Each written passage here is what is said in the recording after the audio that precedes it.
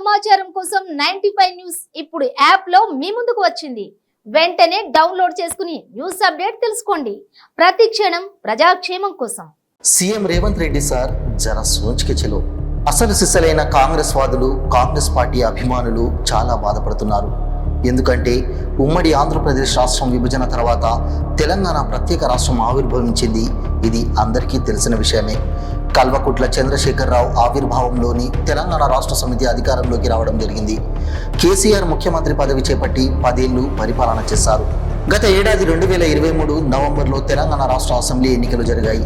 ఈ ఎన్నికల్లో కేసీఆర్ మూడవసారి తన నేతృత్వంలో బీఆర్ఎస్ పార్టీని అధికారంలోకి తేవడానికి సాయశక్తులు ధారపోసి ఎన్నికల బరిలో దిగారు. ఇక జాతీయ కాంగ్రెస్ పార్టీ చావో రేవో అన్నట్లు సమరం సాగించింది. తెలంగాణ కాంగ్రెస్ పార్టీ అధ్యక్షుడు హోదాలో రేవంత్ రెడ్డి తనదైన శైలిలో కేసీఆర్ని ఢీకొని కాంగ్రెస్ పార్టీ అధికారంలోకి తెచ్చారు. భట్టి విక్రమార్క, దామోదర రాజనరసింహ, ఉత్తమ్ కుమార్ రెడ్డి, కోమటిరెడ్డి వెంకటరెడ్డి, పొంగులేటి శ్రీనివాసరెడ్డి, సీతక్క, జగ్గారెడ్డి వంటి సీనియర్ నేతలు కాంగ్రెస్ పార్టీ అధికారంలోకి రావడంలో తమ వంతు కృషి చేశారు. అయినా వీరందరినీ కాదని రేవంత్ రెడ్డిని కాంగ్రెస్ అధిష్టానం ముఖ్యమంత్రి చేయడం గమనార్హం. రాష్ట్రంలో కాంగ్రెస్ పార్టీ అధికారంలోకి రావడానికి 6 హామీలు ప్రధానంగా నిలిచాయి.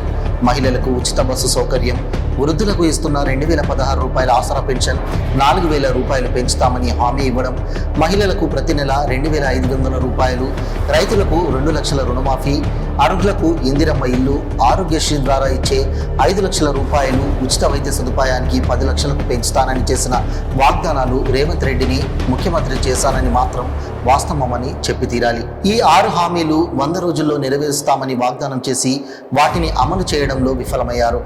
మహిళలకు ఉచిత బస్సు ప్రయాణం సౌకర్యం ముందుగా అమలు చేయడం హర్షణీయం. కానీ ఈ హామీ చాలా వివాదాలకు దారితీసింది. స్వయంగా సీఎం రేవంత్ రెడ్డి ఉచిత బస్సు ప్రయాణం పథకాన్ని పునఃసమీక్షిస్తానని చెప్పి ఆభాసుపాలయ్యారు. అంతేకాదు కాంగ్రెస్ పార్టీ అధ్యక్షుడు మల్లికార్జున ఖర్గే విమర్శలకు పాత్రుడయ్యాడు. ఇక ఆరోగ్యశ్రీ, రైతు రుణమాఫీ, ఇందిరమ్మ ఇల్లు తూతూ మంత్రంగానే అమలు చేసి ప్రతిపక్ష పార్టీలకు కాంగ్రెస్ పార్టీ ప్రభుత్వానికి దుమ్మెత్తి పోసే అవకాశం కల్పించారు రేవంత్ రెడ్డి. ప్రధాన ప్రతిపక్షంగా ఉన్న భారతీయ జనతా పార్టీ రేవంత్ ప్రభుత్వం హామీలు అమలులో విఫలమైందని నవంబర్ 30వ తేదీ నుండి డిసెంబర్ 5వ తేదీ వరకు రాష్ట్ర వ్యాప్తంగా నిరసనలు, ఆందోళనకు పిలుపునిచ్చింది.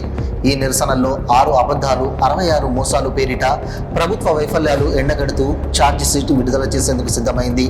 అలాగే TRS working president Kalvakuntla Taraka Ramarao కూడా రేవంత్ రెడ్డి ప్రభుత్వంపై వ్యతిరేకంగా ప్రచార యుద్ధానికి సై అంటున్నారు. ఇక సీఎం రేవంత్ రెడ్డిపై ప్రజల్లో కూడా అసంతృప్తి పేర్కొన్నట్లు రాజకీయ విశ్లేషకులు చెబుతున్నారు. 100 రోజుల్లో 6 హామీలు అమలు చేయడంలో ప్రభుత్వం విఫలం కావడం ఒక ప్రధానమైన కారణమైతే, సీఎంగా ఆయన తీసుకుంటున్న నిర్ణయాలు ప్రజలకే కాదు, ప్రతిపక్ష పార్టీలకు, ధనవంతులకు, రియల్ ఎస్టేట్ వ్యాపారులకు, పారిశ్రామిక వ్యక్తులకు ఎన్నో ఇబ్బందులు పడుతున్నట్లు సోషల్ మీడియాలో విస్తృతంగా చర్చలు జరుగుతున్నాయి.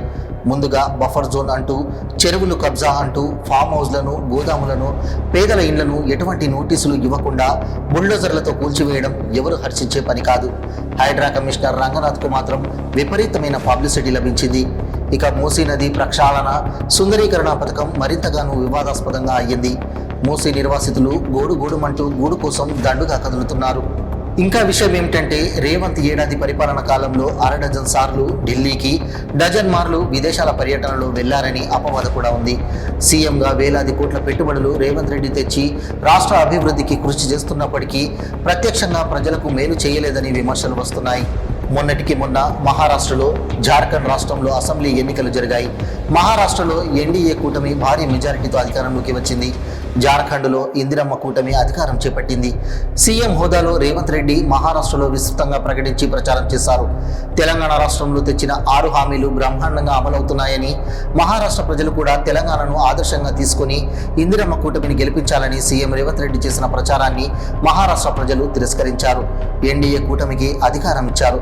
దీంతో కాంగ్రెస్ అధిష్టానం కూడా రేవంత్ పై కురుసుగా ఉన్నట్లు సోషల్ మీడియాలోనే కాదు, ఎలక్ట్రానిక్ ప్రింట్ మీడియాలో కూడా వార్తలు వచ్చాయి. ఇక జార్ఖండ్ రాష్ట్ర అసెంబ్లీ ఎన్నికల్లో ఇన్ఛార్జిగా ఉప ముఖ్యమంత్రి భట్టి విక్రమార్క చేసిన కృషిని, ఆ రాష్ట్రంలో ఇండియా కూటమి గెలిపించేందుకు దోహదం చేసిందన్న అభినందనలు కాంగ్రెస్ మన్నలకు పాత్రమైంది.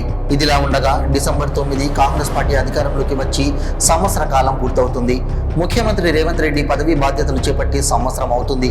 మంత్రులు కూడా బాధ్యతలు స్వీకరించి 12 నెలలు పూర్తవుతాయి. ఈ సందర్భాన్ని పురస్కరించుకొని రాష్ట్రమంతా పండుగ వాతావరణం ఉట్టిపడాలని, సంబరాలు జరగాలని సీఎం రేవంత్ రెడ్డి ఆదేశించగా చీఫ్ సెక్రటరీ వివిధ ప్రభుత్వ శాఖలకు దిశానిర్దేశం చేశారు. అందరూ బాగున్నారు సరే, తెలంగాణ రాష్ట్ర ముఖ్యమంత్రి రేవంత్ రెడ్డినే టార్గెట్ చేస్తూ ఉపన్యాసాలు చేసి రాజకీయ కుట్రలకు ఎందుకు పాల్పడుతున్నారు? నిండు నూరేళ్లు వర్ధిల్లాలి. రేవంత్ రెడ్డి సీఎంగా ఒక ఏడాది గడిచిందా? రేవంత్ మంత్రి మార్గంలో ముందు చెప్పినట్లు ఎవరికి వారే తామే ముఖ్యమంత్రి అన్నట్లు తమ జిల్లాలకు పర్యటిస్తూ సీఎం రేవంత్ రెడ్డి ఎవరన్నట్లు మాట్లాడుతున్నారు. కాంగ్రెస్ పార్టీ అధిష్టానం, కాంగ్రెస్ పార్టీ అధినేత రాహుల్ గాంధీ, సోనియా గాంధీ అందరి ఆశీస్సులతో రేవంత్ రెడ్డి తెలంగాణ ముఖ్యమంత్రి అయ్యారు. 6 హామీలు అమలు చేయడానికి గత నవంబర్ 2023లో జరిగిన తెలంగాణ రాష్ట్ర ఎన్నికల సందర్భంగా కాంగ్రెస్ పార్టీ 357 హామీలతో మేనిఫెస్టో ప్రకటించింది. రేవంత్ రెడ్డి పాలనలో ఏ తప్పు ఉన్నా రాహుల్ గాంధీ, కాంగ్రెస్ పార్టీ అధ్యక్షుడు మల్లికార్జున ఖర్గే, అలాగే రాష్ట్ర మంత్రులను బాధ్యులను చేయాల్సిందే. ఏడాది రేవంత్ రెడ్డి పాలనపై అభినందించే వాళ్లకు, విమర్శించే వాళ్లకు ఈ వ్యాసం మార్గదర్శకం కావాలి.